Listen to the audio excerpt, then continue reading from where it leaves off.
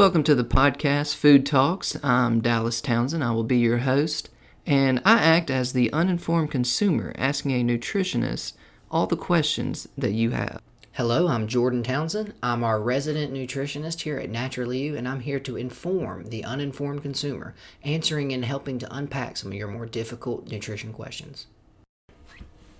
All right, well, welcome back. We are here today to talk about cholesterol. And before this, I did some in-depth research, so I'm not uninformed. And by in-depth research, I Googled cholesterol. So I read the definition. So I'm not completely uninformed, but about 99% uninformed. So, Jordan, fill me in. What's up with cholesterol? So did you actually do that? That's my first one. It's a waxy substance, and it's in your, veins? Right? I know it can clog up your arteries. It can end up there. So and it helps with hormone production and vitamin D. So we're going to kind of go into all of those. So to start, first thing you have to kind of understand about cholesterol is that it's something your body makes naturally. So compare that to other things like red blood cells, white blood cells.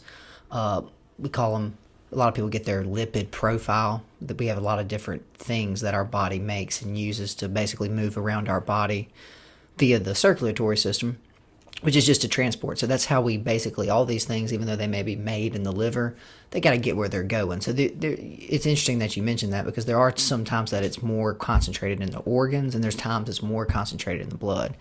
A lot of that times just depends on what's going on. So we'll start as far as functions go, because the main thing cholesterol is actually doing in your body that nobody really talks about is every single cell in your body. If you go back to Biology 101 in ninth grade, when they talk about the fatty lipid bilayer of the cell wall, you know what that is made out of? I guess cholesterol? Cholesterol. So every single cell, just to be a cell in your body, needs cholesterol. So that's the first thing you got to understand about cholesterol, is it is so essential. Every single cell in your body is using it on some level, or more importantly, to some degree. Not like we will get into as some of the other more complicated uses of it are, but as far as just using it in the body, it's basically just the mortar and the brick wall that your body builds everything out of. Now, the biggest thing, too, about cholesterol is we hear so much misinformation about cholesterol, especially when we go back to the late 80s, early 90s, when the whole fat scare happened. Because as you probably know, cholesterol is fatty. It's actually both. It's hydrophobic and hydrophilic, means that part of it likes water, part of it likes fat. That's why it works like that. And you have a lot of these in your body, a lot of these different molecules, because your blood is mostly water. So most of them have to have some water solubility to move around like they want to. But when you think about cholesterol, because we've talked about this before, what's the first thing that jumps to your mind? Unhealthy, bad, clogging up stuff. Stay away, right? Yeah. Toxic, poison. So that's where the biggest confusion comes from, is we've just ran a smear campaign for the last 20 years, basically, on cholesterol, which again in the 80s is actually almost 40 years now. Yeah, so real quick, where did that come from, this smear campaign? So what they focused on specifically was when they started to see this increase in heart disease. They being medical professionals. Okay. The country as a whole started having what? Heart attacks. So heart attacks are usually caused by when part of the tiny veins and arteries in the heart get clogged. That's why you're most likely to get a clog in your heart than you are in any other form. It's simply a volume thing. It's so small, a little bit of a clot will actually clog it up. Whereas think about the veins in your legs, and the arteries in your legs are huge. Yeah. So it would take a lot longer for that to even form. So that's what a heart attack is when you start to deny part of the heart its own oxygen-rich blood. So that muscle can't beat like it's supposed to. There you go. So when they started doing surgery on these people, I'm sure you've heard of bypass surgery, all of that. That's to bypass a clot. Triple bypass. So you got to do 3 of them. That's all it is.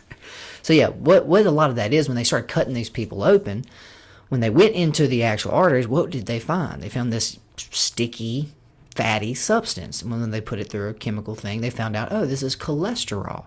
So using a narrow-minded, very simple view on cholesterol, they said, hey, if cholesterol is what's clogging the arteries, If we get rid of cholesterol, or more importantly, can reduce the amount of cholesterol in the body, we'll get these clots to start. Well, that was very simple thinking, and that's not how the body actually works. What's really going on is we got to actually back up a little bit more here too, is why are these deposits forming in the first place? Because what you really need to think of as cholesterol is, more than anything, especially high cholesterol, because that's what most people are scared of. They go to the doctor, they get their numbers checked, their cholesterol's high, so now all of a sudden they're worried about it. They didn't even think about it the last 30 years, but all of a sudden, it's high, I need to do something. So cholesterol really is more of an inflammation marker. So what I mean by that is if you have high levels of inflammation, you are going to have high levels of cholesterol. There's two reasons for that.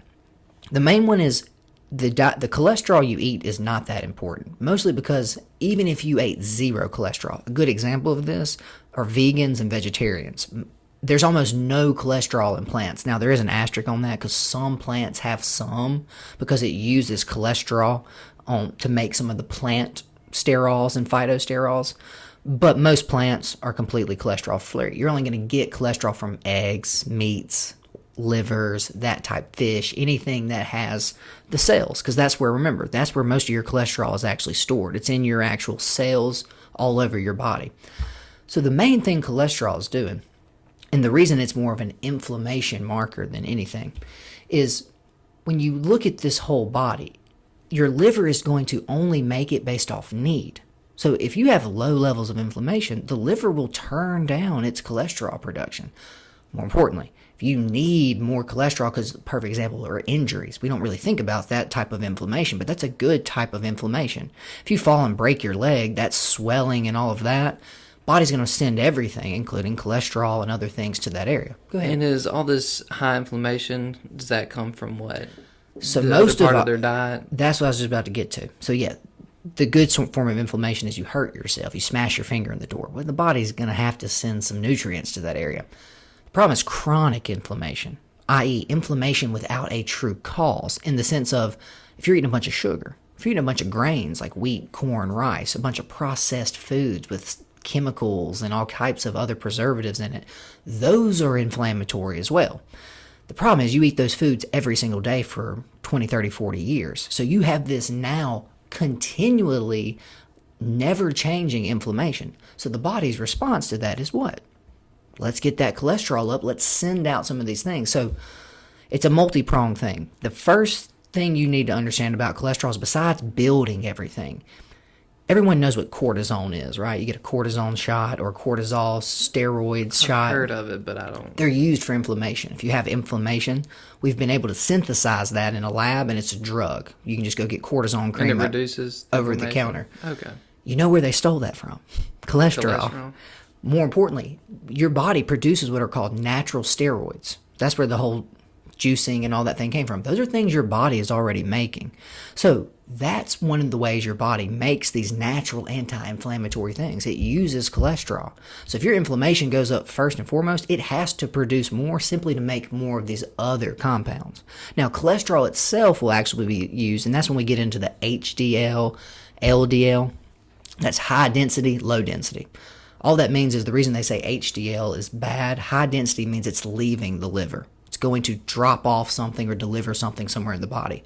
LDL, or what they call good cholesterol, it means it's returning to the liver. So they see that as good because it's coming back to be recycled and reused, i.e. not raise your serum or your overall.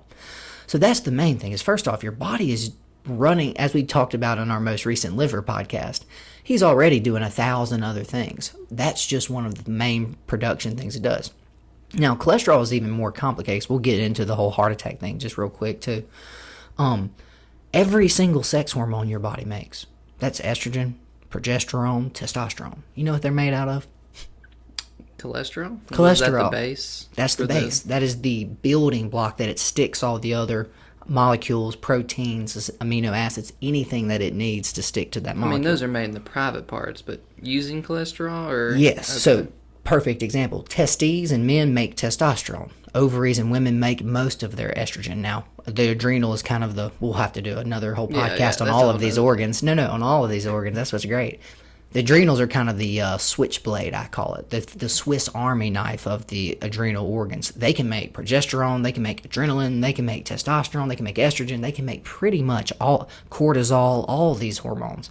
Every single one of their bases that they build it out of, think foundation, truly, of a house, is cholesterol. So that's what's so weird about this crazy push from the medical side to lower everyone's cholesterol artificially. That's the difference. If your cholesterol is raised, your body sees a need for it. So that's the first thing you got to start to understand. High cholesterol in itself is not bad. High cholesterol over time can lead to some health issues, but it's because you're ignoring the reason your body's raising the cholesterol. You're missing the signal. Artificially lowering the cholesterol is only going to do what? Make your body now work a lot harder. It's now way more stressed out because it feels as though it can't fit that need that it's trying to meet. A great example of this, if you go to high altitude, if you go over 10,000 feet in the air, well, the oxygen gets thinner. You know what your body does? It produces more red blood cells because it needs more things to transport. That's essentially what it's doing with this cholesterol. When your inflammation goes up, the body says, hey, I need more of this. Now, to back up a little further too, the biggest thing that they kind of scared us with too was they told us not to eat anything with cholesterol. So saturated fat's bad. That's where the whole myth started. If we get people to eat less cholesterol, their cholesterol will go down. Well, that original study was not done in humans. That original study was done in mice. Now, as most people know, mice don't eat a lot of meat. They are technically omnivores, meaning they can fluctuate. And the mice data doesn't always translate. You hit the nail humans. on the head. I mean, sometimes, depends on the study. We're similar. But We're not that. And again, you know what we're closer to? Pigs. Pigs are actually one of the closest things to do human trials in because they have a very similar organ structure and all that. So exactly. So what they did when they first started doing all these high cholesterol, high fat diets, they were feeding high fat diets and high cholesterol diets to mice. Well, their cholesterol went through the roof. So that's when they came out and said, guys, look, you've got to get on egg white omelets. You've seen Seinfeld. That's what Jerry thought he was being healthy. He wasn't. All of these different things we started cutting out started to affect our body. Now, what is even crazier is because humans are what? We're omnivores to the most extent. We're very good at eating meat. We're very good at eating fat. We're very good at eating pretty much anything we can get our hands on. If it's edible, yeah, we can put it down. We talked about this as well. Humans are super adaptable. Whatever you feed us over time, our bodies will get right honed in on that. So what they found was when you actually do this in human trials, if you start to increase the amount of cholesterol you eat, your body makes less. If you start to reduce the amount of cholesterol you eat, perfect example is vegans. Perfect example is vegetarians. Your body ramps it back up. So it has its own kind of intake and outtake valve on it, built in, waiting. So simply, that's what's so tough to get through people's minds. This is all based on need. So you don't get to decide if you need more cholesterol. Your body will start to produce it if it's something it needs. Now, this gets even crazier because what was our solution? We give people Lipitor. We give people Crestor. We give people these. All the anti-cholesterol drugs is they go in and there's one single enzyme that reduces some other fatty acid into cholesterol. They block that enzyme. So all it does is make it where your liver physically cannot do the job. So what is the next big wave of health scares we've seen in this thing? We saw the commercial last night on TV, that Total T Nugenics. We have a massive amount of men now that have what? Low T, or what they call low testosterone. Yeah. What did we put everybody on 30 years ago? Cholesterol drugs. Yeah. All of a sudden, the building block for cholesterol, we're rationing. We're forcing the body not to have it. All of a sudden, all these men's testosterone is taking a nosedive. Well, then they conveniently go, okay, well, hey, your testosterone's low. We can sell you this synthetic testosterone now too. So did they not learn? I'm guessing at the time they did that one study on rats and kind of freaked out, I guess. But they didn't know all these other processes that cholesterol helps with. They didn't take it into account. Maybe low T could be an issue if you lower cholesterol. Precisely. No, we didn't know. We were panicked. We were a little reactionary because again, like I said, from the 60s to the 80s, our heart disease had like tripled.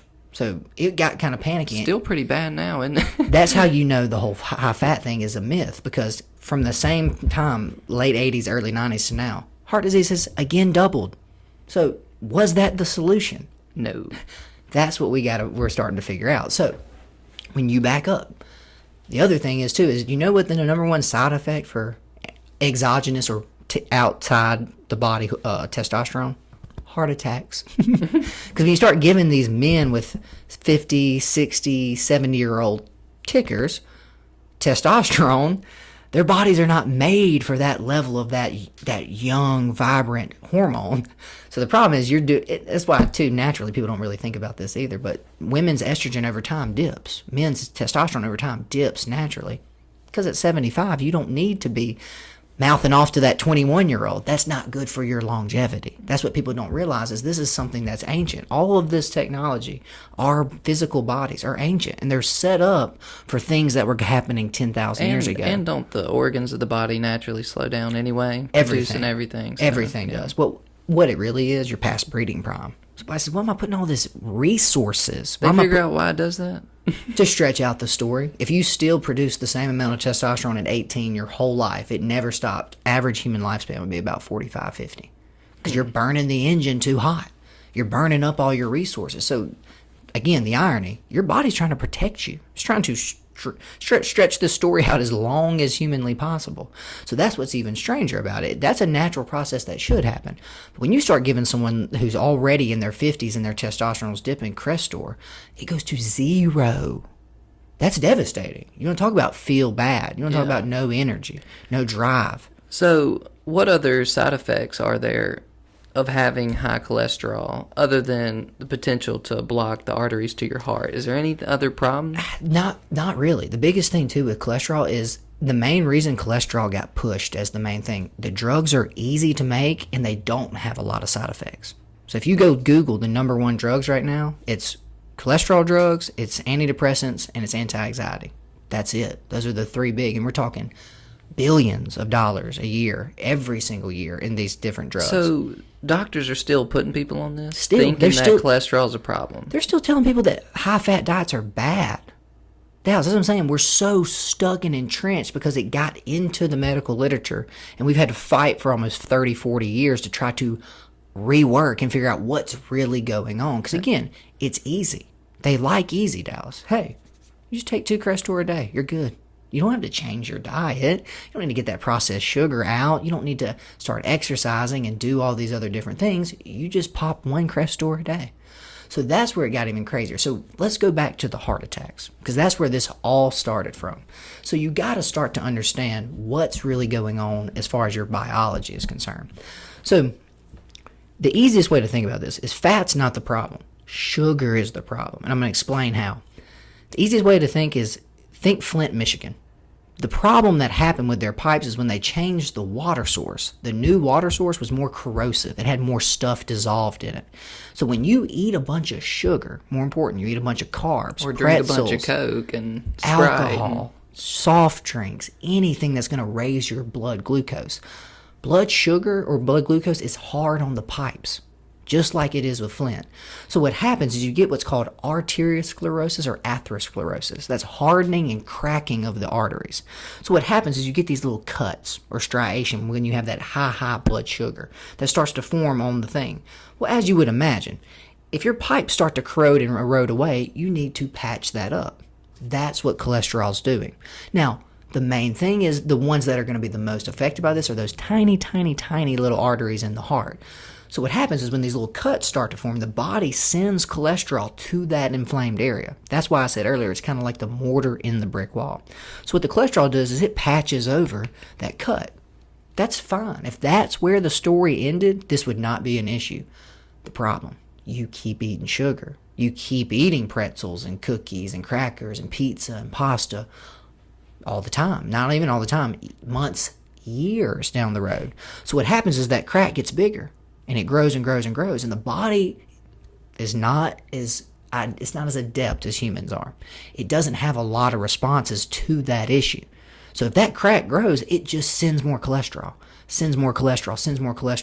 until, we've actually blocked the entire artery trying to patch up that hole. You've had a heart attack. So you see how we looked at this simple thing. We looked at our solution is wrong. Our solution was if we just get cholesterol down, this won't happen. We missed why cholesterol was even depositing in those arteries in the first place. So that's where the whole cholesterol myth started from. Well, if your cholesterol is so low, you can't even patch those holes. So this is an interesting thing. Remember, your body makes it as needed. So there's people that walk around with 300-400. But they're just popping Crestor, and they got it down to 0. None. So you start to have really weird issues with inflammation because you can't make those natural steroids. You start to have really, really bad hormonal issues because you can't balance your hormones because you can't make them anymore. But no, that's what I was going to say. There's people that walk around with 400-500 cholesterol. No health issues. That's what their number is. There's people that walk around with below 100 naturally. This is without drugs. They have no health issues because it's like your fingerprint. Your cholesterol number is individualized to you. Where are you from? Who are your grandparents? Where did they grow up? How sensitive to they are? Did their bodies think they needed more cholesterol? What shape are you in? How do you eat? And all that. The other thing with your doctor is you come in for your annual checkup once every 6 months, once every year. They run your cholesterol numbers. Well, the problem with cholesterol numbers is to get a true number, you need to take your blood cholesterol every day for 30 days. That will then give you your range and much closer to your actual thing. Because again, it's really easy to prescribe these drugs because they're just waiting. You're going to be eating sugar and doing what you want to do. So when you come in, they go, oh, hey, Mr. Johnson, your cholesterol's about 280. We're going to try some diet and lifestyle stuff. I'll see you again in 6 months. Sends you out the door. How do you think you come back in 6 months with no guidance? The same. So they say, came back. It's 295 this time. So, we're going to go ahead. We tried the diet and lifestyle change. We didn't really try the diet and lifestyle change. We just told you to. Yeah, we said that would be a good idea to do. And we let you go. So you know what? Hey, we're just going to start Crestor. It's real easy. It's real cheap. Your insurance will actually cover it. There's no copay. Yeah, great, doc. Thank you. So you're out the door. And again, when do you get off cholesterol medication?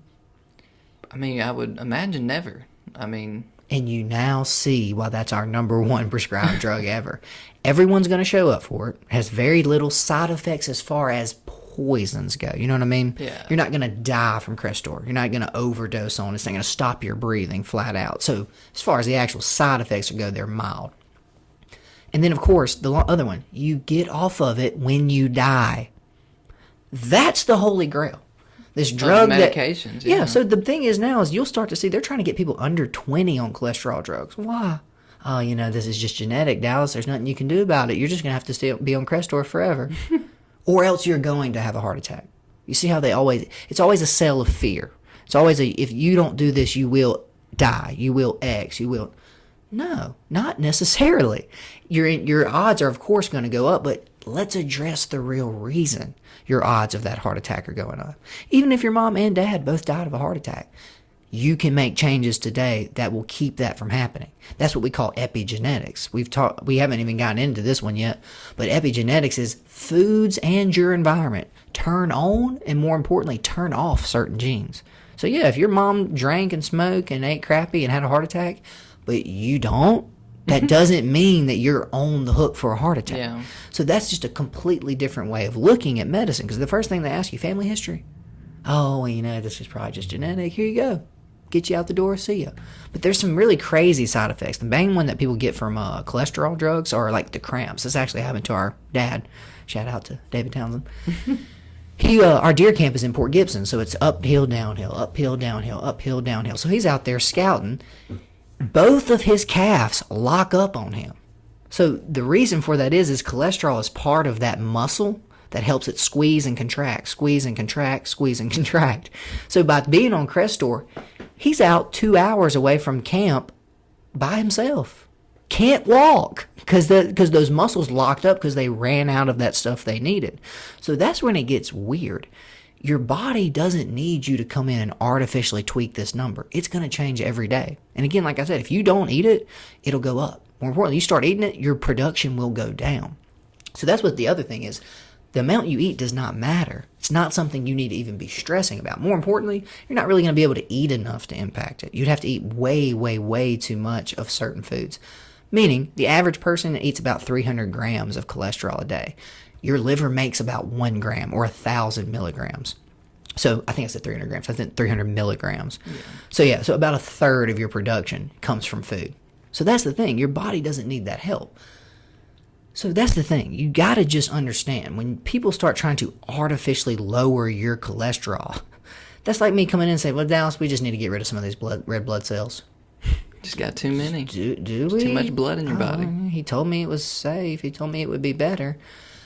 That's the thing, is we're starting to treat an essential nutrient like it's a poison. Like you said earlier, the first thought that pops in our head is cholesterol is bad, toxic, poison. Doctors' go-to thing used to be bloodletting. They thought that worked. Yeah, you just got too much bad blood in you. Just pour some out on the ground. No, we got a couple leeches. Yeah, Stick these leeches on you. You'll be okay. That's how the next day. That's how we'll look back on a lot of these drugs that we are using currently, in the sense that will we though? Because Crestor is still being sold and prescribed to people. Eventually, I'm talking the next 100 years. Think about when they were bloodletting. I mean, they were bloodletting in the medieval times. We're talking like 900 AD. Yeah. So that's all I'm saying. Another 100, 200, 300, 400 years in the future, we'll be like, y'all remember when we thought cholesterol was a bad boogeyman? And they're going to respond, beep, beep, beep, boop, boop. And it's not really, though. But the thing is, it's easy to sell drugs. Yeah. And that's what, in this capitalistic economy, matters more than anything. Now, the other two things that we haven't even gotten into, because we got to move past the heart attacks. That's not what this is about. Cholesterol does a lot of different things. Because it's that fat-soluble type particle, the other big thing it does is it makes bile. Now, if you listened last week and we talked about the liver, bile is basically the soap of the body. It's how a 70% water person is able to eat and process and digest fats properly. So that's the thing. The base molecule for bile, cholesterol. More importantly, the number one deficiency in America right now, vitamin-wise. Do you know it, Dallas? I don't. Vitamin D. Hey. That is what most people are low on. Either we're not getting enough sunshine. It comes from cholesterol. Or we're not getting... It actually doesn't come from cholesterol, but you can't... Interesting. Because you get it from the sun. It's made in the cells. It's a very strange vitamin. You can't actually consume some of it, too. It's in some foods. But with vitamin D, A, D, and E, those are your fat-soluble vitamins, meaning you can get toxic amounts in them and they can make you sick. Whereas the B's, vitamin C, we can actually do intravenous vitamin C infusions on people. You're not going to die. It's water-soluble, so you'll simply just pee it out. So that's what a lot of times when your doctors tell you, oh, you don't need those vitamins, you're just peeing them out anyway. He's not wrong. That's a half-truth. If you take too much of a vitamin B, your body has the ability to eliminate it. The problem with those fat-soluble, it cannot. They actually think that's what sun poisoning is. When people stay out in the sun extremely too long, it's an overproduction of vitamin D. So super strange, right? A vitamin is what's actually killing you. Mm-hmm. The essential part in the process of assimilating and processing and manufacturing vitamin D into what we call D3, or the form that you can actually use, cholesterol.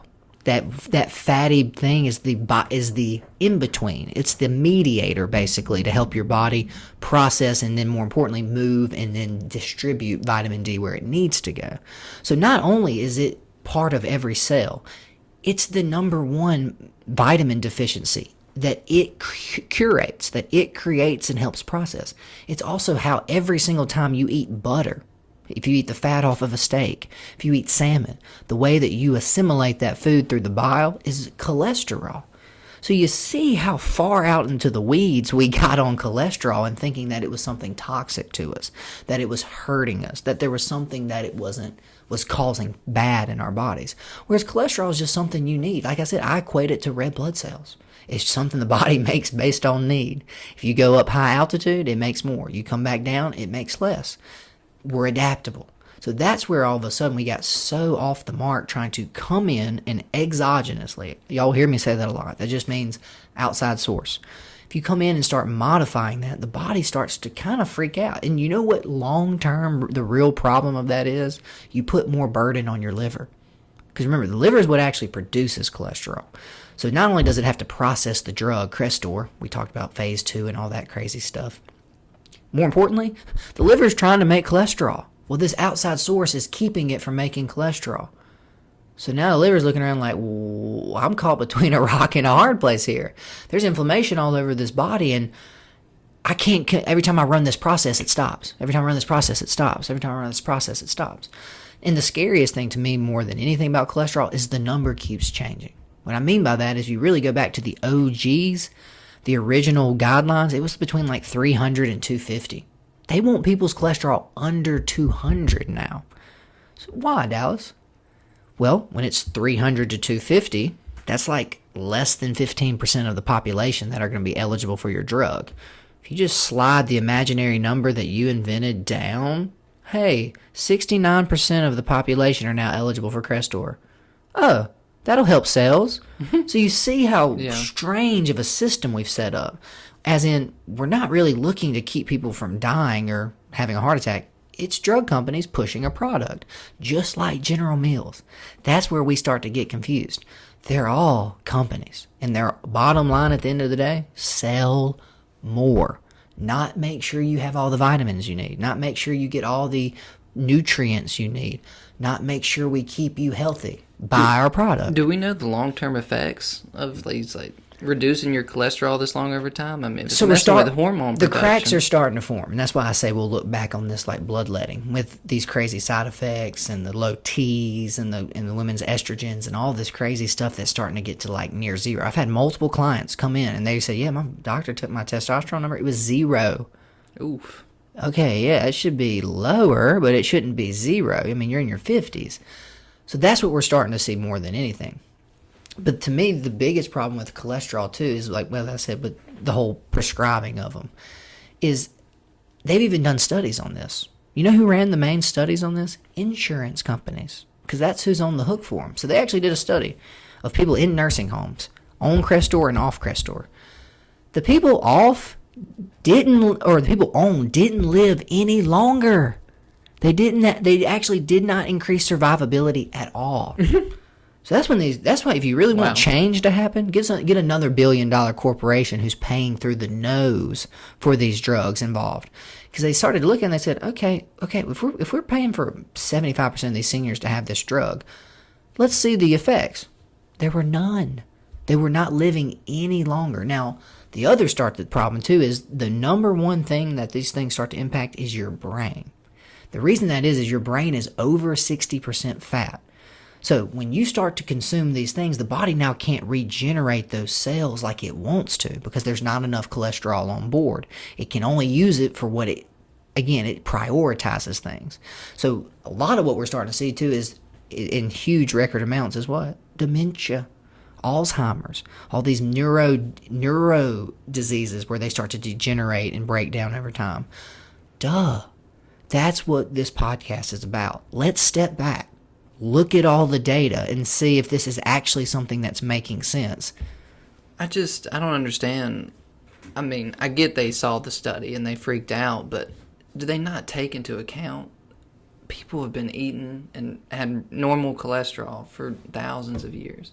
Generations of people coming up. And yes, they've had heart attacks, but people have been eating meat and fats and all that. Well, that's why they jumped on fat at first. That's why they said you got to get fat-free, you got to get fat out of everything. But what it really was, Dallas, was people don't eat these high-processed, high-starch, high-carb, high-sugar diets. That's why after the 70s, the 80s, the 90s, it started to go up exponentially. That's what started the scare. Because in the 60s, remember, that's when the processed food started. So we're really only about 1.5, 2 generations into this whole thing. I mean, the problem is they're selling the drug, the side that's pushing this, pushing that cholesterol is bad. And then we're just over here like, I mean, look, it's right in front of you. What have we changed? Why is all this going up? What have we changed? Our diet, the sugar, the wheat, the gluten, all this. It's right in front of these people's faces, but they have no incentive to be like, I think you're right, because then they got to stop selling their drugs. We'll also think about the average person. You go to your doctor, a medical professional who's been trained in treating and making sure your body works properly, and he said, hey, all you got to do, you don't have to change your diet, because he doesn't know about nutrition. Doctors get about 4 hours of nutrition training in 4 years. You mean that's not enough? It's not nearly enough.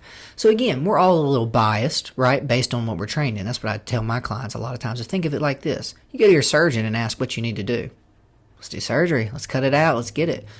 You go to your nutritionist and ask, what do we need to do? I'm going to say food, because that's what my expertise are in. You go to your medical doctor, he's going to say there's a drug for it. Take it. So you got to be fair, at least in that sense of we are all biased on what we're experts or more importantly trained in specifically. But the problem is these people, just like, easiest way to think about it is your automotive man, the guy who you take your car to get fixed. Most people just drive in there and go, tell me what to do. Tell me what it costs. I'll do it. You need a new Johnson rod. So when your doctor says, hey, you just take this once a day, you're good. You grab it, you get it filled. You don't think twice again about it, Dallas. You say, hey, this is protecting me. Thinking is hard. Thinking is very hard. So that's a weird question, or that's a weird statement. Only because you're so right, you don't even realize how right you are. Meaning, thousands of years ago, the person who doesn't work as hard burns less calories and therefore survives. So you are actually pre-programmed to take the path of least resistance. We've talked about this before. Mm-hmm. That's biology's basic thing. That's why humans and rivers, we're both mostly water, and we don't work harder than we have to. So the brain actually does something like that. It's interesting you mentioned that. It's called autopilot mode. The number one way you burn calories is thinking. That's why a lot of people don't want to do it. Well, I'm just going to stop going to the gym then. It's hard. It's not easy, and it takes a ton of energy. That's why humans' brains are so large. We have very high intellect and thought, whereas a deer is simply responsing. It hears a stick break, it runs. It doesn't think about, I wonder what could have caused that stick to break. It just runs. That's a way easier default than stick around and get eaten. Because, see, that's the other side of it. The deer that sat around and thought about it got eaten. Yeah, or shot. The one who just ran didn't. So that's where it's even weirder, is this is actually built into human biology. You do not want to think harder than you have to. You do not want to work harder than you have to. And then we've talked about this several times. They have overloaded us, Dallas. We have so much on our plates nowadays. We got streaming services. We got mortgages. We got private school. We got insurance. We got car notes. We got jobs. We got marriages. We have so much stuff that our brain is trying to do. Do you want to dive deep into your health and figure out what you need to do about your cholesterol? No, I'd rather just keep eating sugar and feeling good. And you pop in to see the doctor. He checks your blood. He tweaks your doses. He sends you on. That was so much easier. I mean, I don't want to do a keto diet, but I need to. And that's another thing, too, to talk about cholesterol. That's where it comes in. Keto is not going to raise your cholesterol. Keto actually will end up lowering your cholesterol because it'll lower your inflammation. Now, your actual triglycerides, your lipids, may increase. But again, just like the cholesterol, your liver regulates that. So when you switch to this more high-fat diet, your body's going to stop making as many of these different triglycerides and things because it doesn't need to. I mean, this is kind of a humble brag, but I don't know how good a health I'm in, but I haven't been to the doctor in I don't know how long. Like, literally, maybe since I was 6. Yeah, well, because when you get a cold, and you don't just run and get an antibiotic. But I don't think I've gotten a cold since maybe I had a runny nose like a few years ago. I last had the flu. Never had the flu, by the way. Never had the flu shot. Never had the flu, huh? Never had the flu, never had the flu shot. So yeah, again, humble brag. A lot of that is naturally you. In living with Kim Townsend. Naturally me or the business? Living with Kim Townsend, someone who's going to make sure you're on the nutrition. That? I was a senior, so you were whatever 2 years under that or 3 years under that is. Like a 10th grader maybe? Yeah, yes. Maybe a 9th grader though, actually. Somewhere in there. That's when even you before started. that, I swear, dude. Like, I mean, I don't even think I'd get sick. The last time I had the flu was the 9th grade Washington trip. I had the flu right before that and somehow shook it off and was able to still go. But that's what I'm saying. Exactly. That was at least, 14, 15? I'm 27 now. And I haven't been to the doctor for one thing. I don't do anything else other than just try to eat gluten-free and I don't work out. That one step, though, Dallas, is what 99% of people aren't doing. They just eat whatever the heck they want to. They eat what they want, when they want, and the amount they want. And until this keto thing, I ate sugar, but, I'm not eating Skittles or candies or I drink only water. And that's another huge one. Green tea. Think about how many calories people are getting just from liquids. Because you have a McFlurry in the morning, or you have an iced coffee, and then you have a Coca-Cola, or worse, God forbid, a Diet Coke. Then you add sweet tea. And so that's the thing is you say it like it's nothing. You realize you're in the 1%. That's not how most people operate. I wish I wasn't. Most people operate purely on what makes me feel good. What do I want? A me attitude. And it does feel good, though. Like, you can picture in your head it's that hit you to. get from a swig of Coke. As soon as you pop it open, Welcome to how biology works. But you got to turn that down. That's one thing you'll learn on this podcast is a lot of this is pre-programmed. You're mad at the software. That's how it works. It's not supposed to send you a different signal because that's supposed to be rare. So that's another thing. Again, it's not a get out of jail free card. It's to understand what's going on. You think you like this. You're programmed to seek these things out because they're not supposed to be easy to access. Have you ever been like going to bed at night and then you realize you like left the kitchen light on or something and you have to go in there and it's just a fight not to open the fridge, not to open the cabinet. You're just like, you don't need it. If you do you don't need it. And if you do, it's over. The whole sleeve of Oreos is gone. And that's why I try a little piece of turkey meat, something. And we've gotten you don't need it. We've gotten so far away from cholesterol, and we really haven't, because those are the things that are keeping your cholesterol excessively high, increasing your chance of a heart attack. But it's not just because your cholesterol is high. Your increased chance of a heart attack is because you're doing so much damage to the actual biology, to your actual physiology. So the cholesterol is actually a nice marker for that. It's telling us, hey, you've got crazy levels of inflammation, but that's not what your doctor says. He also doesn't take any approach to reduce that. He just writes you a prescription for something that will artificially get that number in a range that they want. That's not health. That's not wellness. That's not giving your body what it needs to function as optimally as possible. Now, that's what we're trying to do at Naturally You. Give it what it needs. I mean, through these food talks, if I've learned anything, it's that everything in the body works together. And you are not your body. Your body's doing so many things that you have no control of. Good point. Your conscious mind is not the heart beating at a certain rate or your blood calcium staying at a certain percentage. That's the maintenance work. That's the other 80% of what this brain is doing. That's what people don't really want to think about or talk about. Is the reason we only use 20% of our brains is because the other 80% is way more important. A perfect example is our muscles. I always tell people, if you're riding in your car listening to this, relax every muscle in your body right now. Actually, please don't do that. Exactly. Me just sitting in this chair talking to you, my entire lumbar spine is flexed, my glutes are flexed, my thighs, my shoulders are back. My body is having to vibrate my vocal cords at a certain frequency to get these work. You start getting way off in the weeds when you realize what your brain is actually doing. So no, you made a great point. It's not even you that's making a lot of these decisions. It's your fight or flight. Well, unfortunately, the only decisions you are making is what goes in. And your body's just like, precisely. Why? Why can't we make that decision? We're the ones who have to suffer. Right. If you could switch it over, if you had to just manage the systems, you would give up in like a week. Your body says, this is easy. We're eating raw cabbage. We're eating liver. We're eating fresh fish. We're eating just nasty stuff that does not what? Taste good. But it has the materials in it that you need. Because that's the thing. If you're trying to build a house, oh, hey, boss, we didn't order bricks. Okay, you realize we can't build the house, right? That's why you start to get some very strange cravings, especially during pregnancy, because you're literally building a human from scratch. So the reason women crave foods that a lot of times they don't like, it's not about you. A weird little flip of the switch there, huh? All of a sudden, oh yeah, I hate spicy food. I'm craving spicy food. That's not you talking. So that's what's just interesting. That's what I really hope more than anything people start to get out of this podcast. There's a lot going on behind the scenes that, as you said, you're not consciously the one in control of. That's where consciousness comes into play, and it's very weird. That's a very deep We're not going on that one. That is way outside of... We listened to several other podcasts about consciousness. I've just listened to 2 people on Joe talk about that, and it was way too much. But again, that's the thing. That's where humans are the unique animal.